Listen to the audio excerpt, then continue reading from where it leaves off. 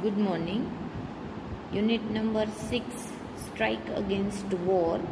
આપણે પહેલો પેરેગ્રાફ પહેલું પેજ છે એ જોઈ લીધું છે.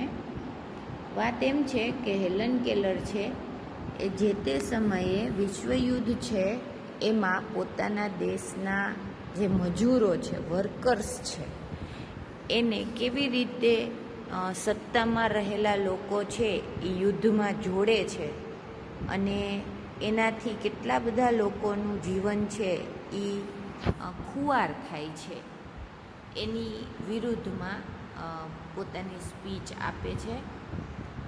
સ્ટ્રાઇક અગેન્સ્ટ વોર, જે યુદ્ધ થઈ રહ્યું છે એના વિરુદ્ધ સ્ટ્રાઇક કરે છે.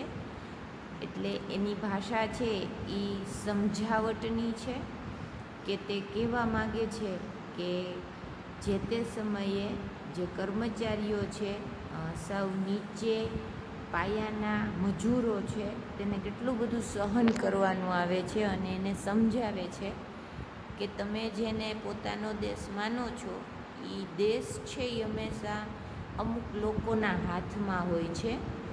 એટલે ખરેખર તો તમારું કોઈ અસ્તિત્વ જ નથી અને તમારે આવી મૂર્ખાઈ ન કરવી જોઈએ.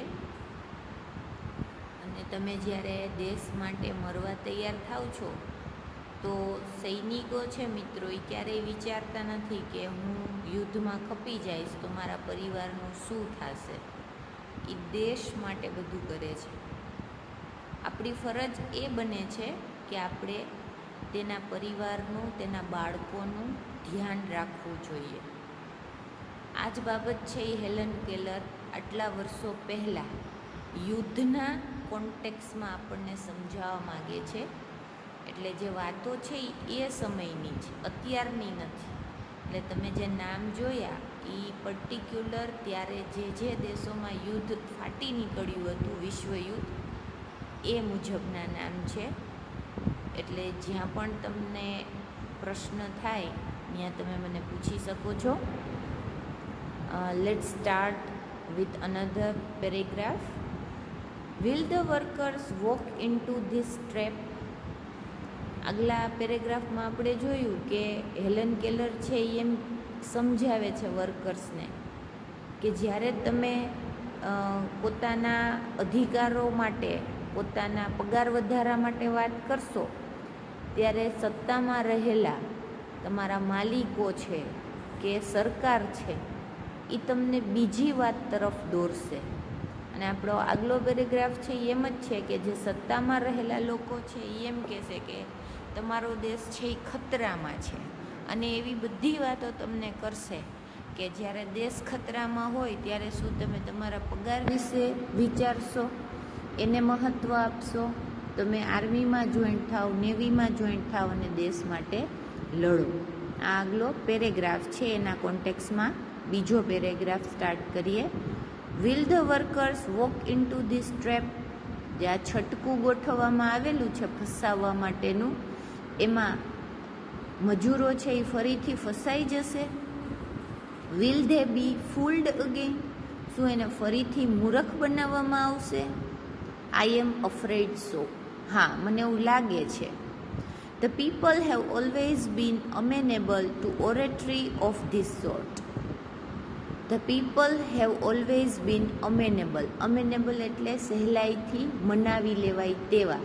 એટલે કે જે મજૂર વર્ગના લોકો છે કે જેને સહેલાઈથી મનાવી શકાય છે એવા, એ શેનાથી માની જાય છે? તો કે oratory of this sort.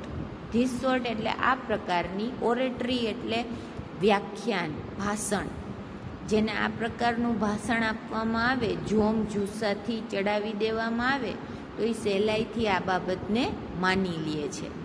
The workers know they have no enemies except their masters. મજૂરોને ખબર છે કે એના પોતાના શાસક સિવાય એનો કોઈ દુશ્મન નથી. એ જે ફેક્ટરીમાં કે મિલમાં કે કામ કરે છે એનો જે માલિક છે એના સિવાય એનો કોઈ દુશ્મન જ નથી. They know that their citizenship papers are no warrant for the safety of their wives and children.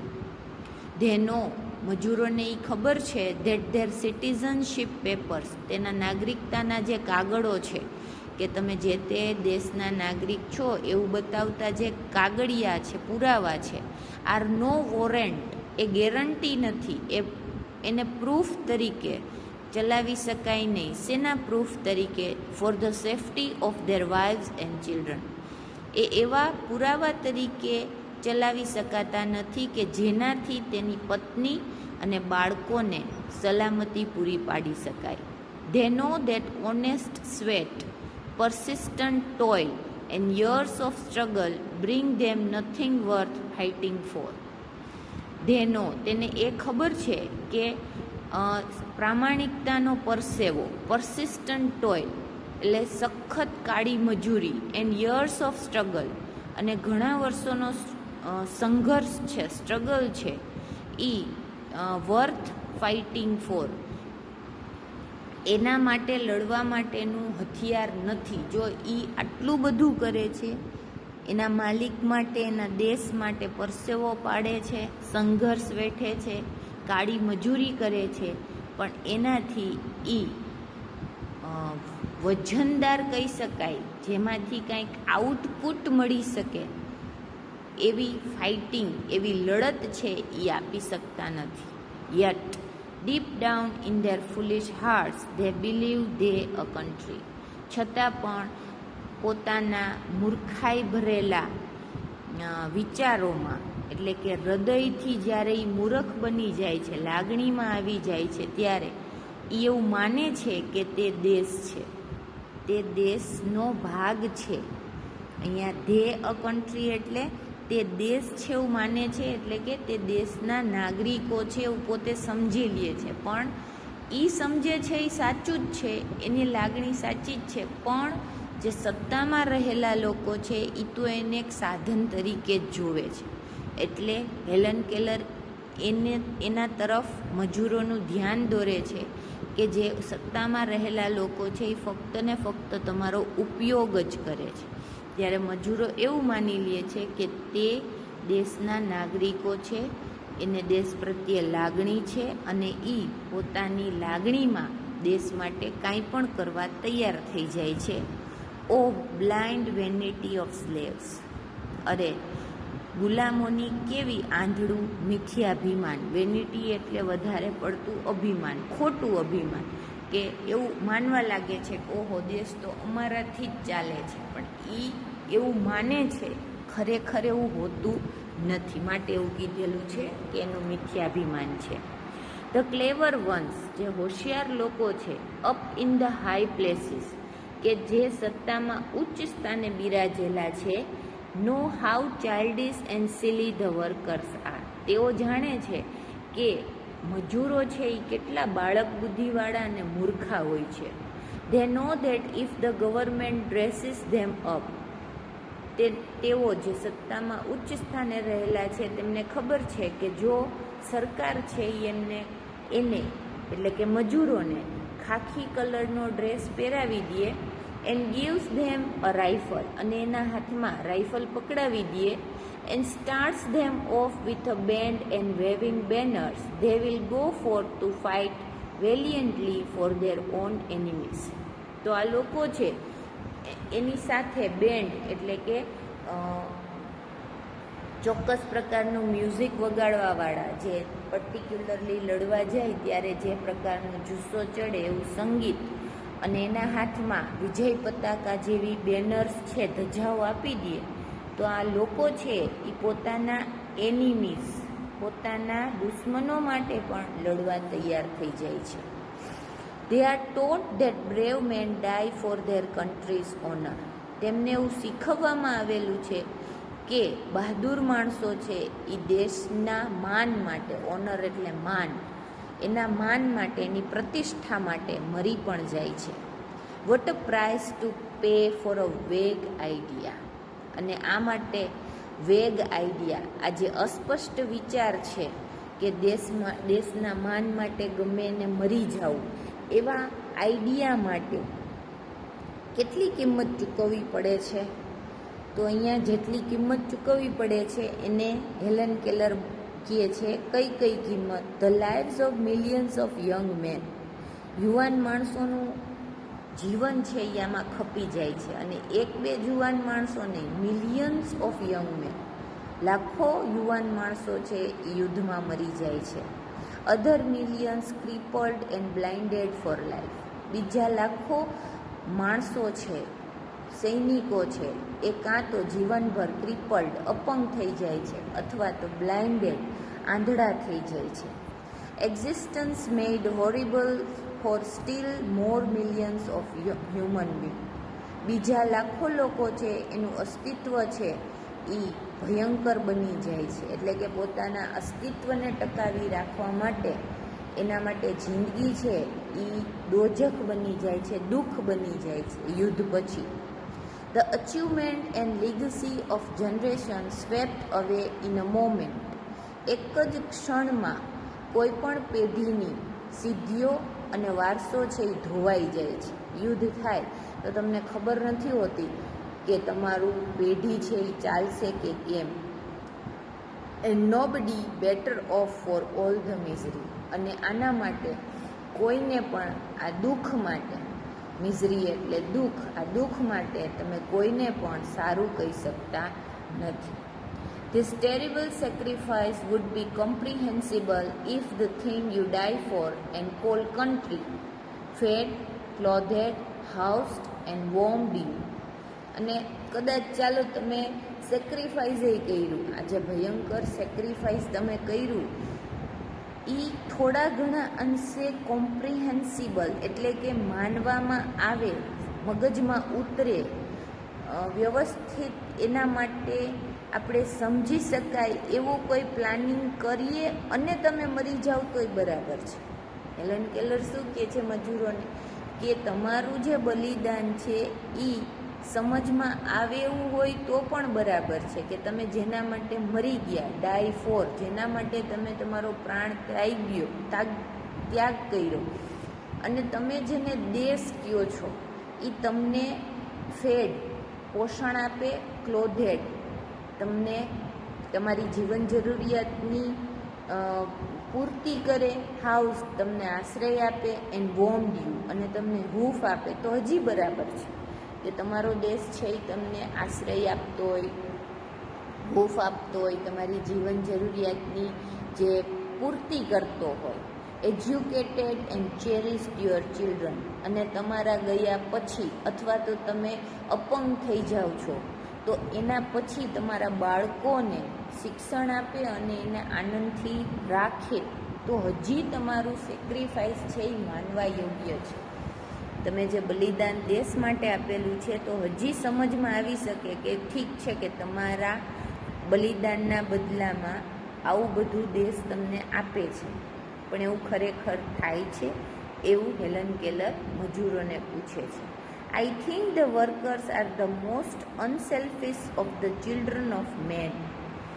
મારા મતે, એટલે હું નથી બોલતી, અહીંયા કોણ બોલે છે તો કે હેલન કેલર એમ કહે છે કે મારા મતે જે વર્કર્સ છે, મજૂરો છે, એ સૌથી વધારે નિસ્વાર્થ વ્યક્તિ છે. જે આખી માણસ જાતના બધા જ બાળકો છે, ભગવાનના બધા જ બાળકો છે, એમાં માણસ જાતમાં સૌથી વધારે નિસ્વાર્થ કોઈ વ્યક્તિ હોય તો એ મજૂરો છે. ધે ટોil એન્ડ લીવ એન્ડ ડાય. તે સખત મહેનત કરે છે, જીવે છે, મરે છે. ફોર અધર પીપલ્સ કન્ટ્રી. અને આ બધું એ શેના માટે કરે છે તો કે બીજા લોકોના દેશ માટે. Other people's continents. બીજા લોકોના કોન્ટિનેન્ટ્સ, ખંડ માટે, જમીન માટે. Other people's liberties. બીજા લોકોની સ્વતંત્રતા માટે. And other people's happiness. બીજા લોકોની ખુશીઓ માટે. લડવાનું છે એ એને કોઈ સામે નથી લડવાનું, પણ જ્યારે સત્તા છે એ એમ કહે છે એને લડવાનું છે તો એ લડવા માટે એ ખુશ થઈ જાય છે, એ કરે છે. પણ એમાં પોતાની હેપીનેસ નથી હોતી, પોતાની સ્વતંત્રતા નથી હોતી, પોતાનો દેશ નથી હોતો, પોતાનો ખંડ નથી હોતો. આ બધું જ એ બીજા લોકો માટે કરે છે કે જે સત્તામાં રહેલા છે, જે એને કહે છે, જે એને મૂર્ખ બનાવે છે. અને આ વિચાર છે એ હેલન કેલરનો છે. The workers have no liberties of their own. મજૂરોને પોતાની એક પણ સ્વતંત્રતા છે નહીં. They are not free when they are compelled to work 12 or 10 or 8 hours a day. જ્યારે એ દિવસના 12, 10 કે 8 કલાક કામ કરે છે, એના ઉપર ફરજ પાડવામાં આવે છે કે તમે દિવસના 8 કલાક, 10 કલાક કે 12 કલાક કામ કરો, ત્યારે એ સ્વતંત્ર નથી. They are not free when they are ill paid for their exhausted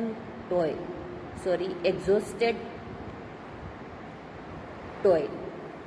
જ્યારે થકવી નાખનારી મજૂરી કરે છે અને એના બદલામાં એને ઓછો પગાર આપવામાં આવે છે, તો પણ તે સ્વતંત્ર નથી એના વિરુદ્ધ અવાજ ઉઠાવવા માટે. They are not free when their children must labor in mills and factories or starve. તેઓ ત્યારે પણ સ્વતંત્ર નથી જ્યારે તેના બાળકો છે એને મિલ્સ કે ફેક્ટરીઝમાં મજૂરી કરવી પડે છે અથવા તો ભૂખ્યા રહેવું પડે છે.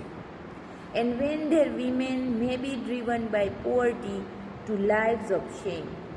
તેઓ ત્યારે પણ સ્વતંત્ર નથી જ્યારે તેમની સ્ત્રીઓ છે એ ગરીબાઈને કારણે ખરાબ વ્યવસાય શરૂ કરે છે. They are not free when they are clubbed and imprisoned because they go on strike for a raise of wages and for the basic justice what is their right as human beings. તેઓ ત્યારે પણ સ્વતંત્ર નથી જ્યારે તેઓ એકઠા થઈ અને જેલમાં પૂરી દેવામાં આવે છે કે જ્યારે તેમને ટોળું વળેલા હોવાથી જેલમાં પૂરી દેવામાં આવે છે. અને શું કામ? Because they go on strike, કારણ કે એને હડતાલ કરેલી છે for a raise of veggies, પોતાના પગાર વધારા માટે જ્યારે તેઓ ભેગા થઈ અને હડતાલ કરે છે ત્યારે તેમને જેલમાં પૂરી દેવામાં આવે છે. અને એ શું કામ? કેમ કે એને એ પણ કરવાની સ્વતંત્રતા નથી, એને અવાજ ઉઠાવવાની પણ સ્વતંત્રતા નથી. And for the basic justice that is their right as a human beings. અને તેને પોતાનો જે પાયાનો જસ્ટિસ એટલે ન્યાય મળે એના માટે જો કાંઈ કરેલું હોય કે જે એક માણસ તરીકેનો એનો રાઇટ છે, હક છે, તો એ માટે પણ એવો ક્યારેય પણ સ્વતંત્ર નથી. We are not free unless the men who frame and execute the laws represent the interest of the lives of the people and no other interest. આપણે ક્યારેય પણ ફ્રી નહીં થઈ શકીએ, સ્વતંત્ર નહીં થઈ શકીએ જ્યાં સુધી સત્તામાં રહેલા લોકો છે એ એવો કાયદો ન બનાવે કે જેમાં માણસ તરીકેનો રસ, માણસ તરીકેનું ધ્યેય સ્વીકારવામાં આવે અને બીજો એકેય ધ્યેય છે એ સ્વીકારવામાં ન આવે. માણસે જિંદગી જીવવી અને રસપૂર્વક જીવવી એને જો મહત્ત્વનો મુદ્દો ગણવામાં આવે તો જ આપણે સ્વતંત્ર થશું. પણ આપણે ગુલામોની જરૂર છે અને આપણે માણસ તરીકે ગુલામોને સ્વીકારતા નથી. એટલા માટે હેલન કેલર કહે છે કે તમને માણસ તરીકે સત્તામાં રહેલા લોકો જોતા જ નથી, તમને ખાલી ગુલામ તરીકે જ જોવે છે. એટલે એમ કીધું છે we are not free unless the man who frame and execute the law.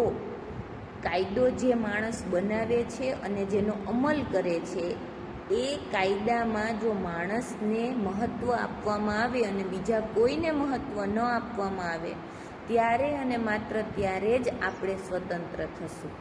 The ballot does not make a free man out of a wage slave.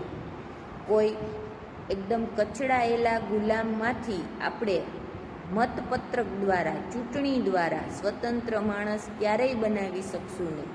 આપણે ચૂંટણી યોજી દીધી, ચૂંટણીમાં જે જીતી ગયા એ આપણા માટે સારું કામ કરશે તો તમે ક્યારેય એવું માનશો તો એ શક્ય જ નથી. કારણ કે ત્યાં માણસ તરીકે કોઈને જોવામાં આવતા નથી. મતથી કોઈ દિવસ સ્વતંત્ર માણસ બનાવી શકાતા નથી. બેલેટ પેપર એટલે જૂના સમયમાં જે મત આપવા માટેના કાગળિયા હતા એને બેલેટ કહેવાતું હતું. હવે તો એ ઇલેક્ટ્રોનિક થઈ ગયું છે. There has never existed a truly free and democratic nation in the world. લેખિકા કહે છે કે આખા દુનિયામાં એકે એવો દેશ નથી કે જે સત્યતાપૂર્વક ફ્રી હોય, સ્વતંત્ર હોય અને લોકશાહી દેશ હોય. લોકશાહી દેશ કહેવાય છે, પણ એમાં લોકોના હિત માટે કશું થતું નથી એવું લેખિકાનું માનવું છે. From time immemorial, men have followed with blind loyalty the strong men who had the power of money and of armies. પહેલાંના સમયથી જ જ્યારે આધુનિક માણસની શરૂઆત થઈ, સમાજની શરૂઆત થઈ, ઇમમેમોરિયલ મેન એટલે અતિ પ્રાચીન સમયથી જ માણસો છે. સમય એટલો પ્રાચીન કાળથી જ મેં વાંચેલું છે, એટલે પોતાની વાત હેલન કેલર સમજાવે છે કે અતિ પ્રાચીન સમયથી જ માણસ છે એ પોતાની આંધળી ભક્તિ છે એ કોના તરફ દાખવે છે, તો કે જે સ્ટ્રોંગ મેન છે, જે શક્તિશાળી માણસ છે. પછી શક્તિ છે એ એને પૈસાની હોઈ શકે અથવા તો સેનાની, એટલે કે પોતાની પાસે આર્મી હોય, તો એની પાછળ માણસો છે એ પોતે વર્ષોથી પોતાની આંધળી ભક્તિ છે એ દર્શાવતા આવ્યા છે. Even while battlefields were piled high with their own dead, જ્યારે યુદ્ધના મેદાનો છે, બેટલફિલ્ડ્સ એટલે યુદ્ધના મેદાનો છે, એમાં પોતાના જ સૈનિકોના ઢગલા છે, મૃત્યુ છે એ થતા હોય. પાઇલ્ડ એટલે ઢગલા, હાઈ એટલે ઊંચા ઢગલા થતા હોય, એટલે કે પોતાના સૈનિકો છે એ મૃત્યુ પામતા હોય રણ મેદાનમાં. they have tilled the lands of the rulers, ત્યારે પણ મજૂરો છે એ પોતાના શાસકોના ખેતરો ખેડે છે. And have been robbed of the fruits of the labours, અને આ શાસકો શું કરે છે કે એ એવું કરે છે કે એના લેબર હોય છે, એના મજૂરો હોય છે, એના ફ્રૂટ હોય છે, એણે જે ખેતરો ખેડ્યા છે એનું ફળ છે એ એની પાસેથી રોબ એટલે ઝૂંટવી લે છે, લૂંટી લે છે. આ શાસકો છે એને એનું ફળ પણ આપતા નથી, એટલે કે એના બદલામાં એને મજૂરી જ કરવાની આવે છે. They have built palaces and pyramids, મજૂરો છે એ પેલેસીસ મહેલો અને પિરામિડ્સ તમને ખબર જ છે એને બાંધે છે અથવા તો એમાં મદદરૂપ થાય છે, મજૂરી કરે છે. ટેમ્પલ્સ એન્ડ કેથેડ્રલ્સ, મંદિરો બાંધે છે. કેથેડ્રલ્સ એટલે જે ખ્રિસ્તી હોય છે એનું ચર્ચ, એને કેથેડ્રલ પણ કહેવાય, એ પણ બાંધે છે. That held no real shrine of liberty, અને આ દરેક વસ્તુ કે જે મજૂરોએ બાંધેલી છે એના બંધારણમાં મજૂરોએ પોતાની શક્તિ આપેલી છે, એમાં ક્યાંય પણ લિબર્ટી એને મળતી નથી, સ્વતંત્રતા એને આ એકેય સ્થળોએ મળતી નથી. ગમે ત્યાં જાય એ મજૂર જ રહે છે. આવું હેલન કેલરનું માનવું છે, અને એના વિરુદ્ધ એ અવાજ ઉઠાવે છે. આટલું રાખીએ છીએ, આપણે પછી ફરીથી આગળ જોઈશું.